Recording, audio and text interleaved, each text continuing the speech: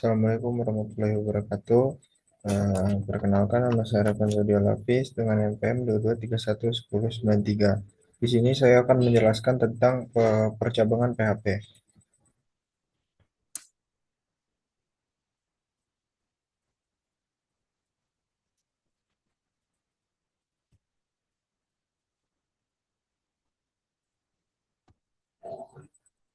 Yang pertama itu eh, definisi percabangan. Percabangan adalah suatu struktur kontrol dalam pemrograman yang memungkinkan eksekusi blok kode yang berbeda berdasarkan evaluasi kondisi tertentu.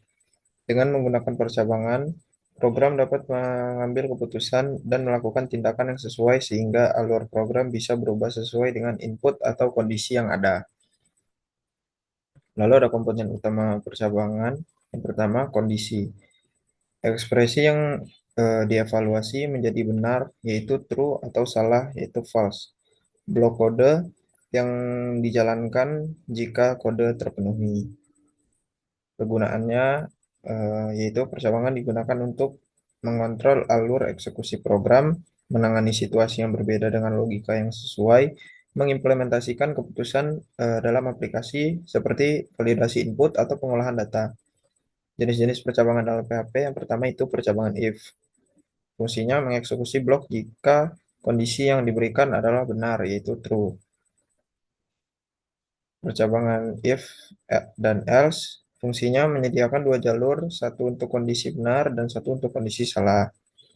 Lalu percabangan if, elif, dan else. Fungsinya memungkinkan pemeriksaan beberapa kondisi secara berurutan. Lalu yang keempat itu switch case. Fungsinya memilih di antara beberapa kemungkinan berdasarkan nilai dari variabel.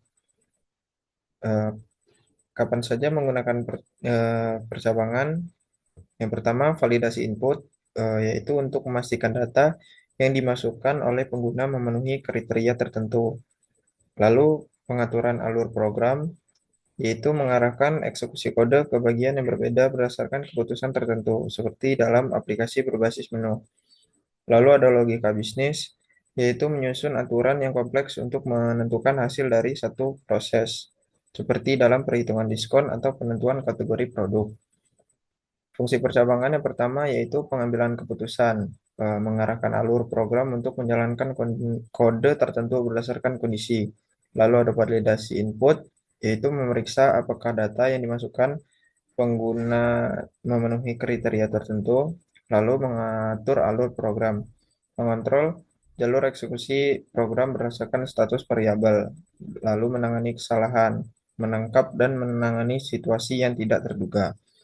Implementasi dan penjelasannya, CSS atau Cascading Style Sheet adalah bahasa yang digunakan untuk mendesain tampilan dalam web. Dengan CSS, pengembang dapat mengontrol nama, font, tata letak, spasi, dan elemen visual lainnya.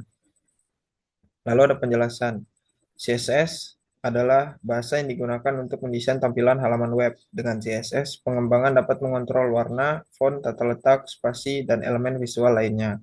Kegunaan CSS yang pertama yaitu memisahkan konten dengan desain, HTML untuk struktur, CSS untuk tampilan, mengatur tata letak, mengontrol posisi dan ukuran elemen di halaman, lalu membuat desain responsif, menyesuaikan tampilan untuk perangkat berbeda, yaitu desktop, tablet, dan ponsel. Konsistensi membuat tampilan seragam di seluruh halaman web.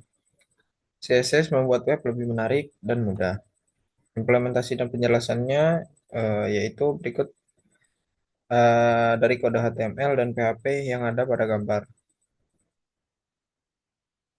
Lalu berikutnya penjelasan dari kode HTML pada gambar. Di sini yang pertama bagaimana membungkus semua elemen di dalam penerapan gaya dari kontainer containering sudah dijelaskan sebelum di file CSS menciptakan eh, kotak dengan background putih, lalu padding, shadow, dan lain-lain. Yang kedua di sini ada cek kelulusan, menampilkan judul halaman sebagai cek kelulusan dalam tag heading level 2. Lalu ada POS. Formulir ini menggunakan metode POS untuk mengirim data, namun atribut action berarti bahwa formulir ini akan mengirim data ke halaman yang sama. Lalu yang keempat itu ada name dan number. Input ini meminta pengguna untuk memasukkan angka, yaitu tipe number. Lalu ada nilai, nilai yang dimasukkan akan dikirim dengan nama nilai. Lalu masukkan nilai, text placeholder yang muncul sebelum pengguna memasukkan angka. Wajib menandakan bahwa input hari ini sudah diisi. Lalu ada submit, tombol submit untuk mengirim data yang diinput ke server. Yang keenam ada PHP block. PHP block ini dapat memproses data yang dikirim dari form ketika tombol submit ditekan. Lalu if kondisi ini memeriksa apakah request yang diterima adalah POS. Jika benar, maka kode di dalam blok ini akan dijalankan. Lalu nilai input yang dikirim dalam from dengan nama nilai. Lalu ada kita melakukan percabangan untuk memeriksa apakah nilai yang dimasukkan benar, lebih besar atau sama dengan 60.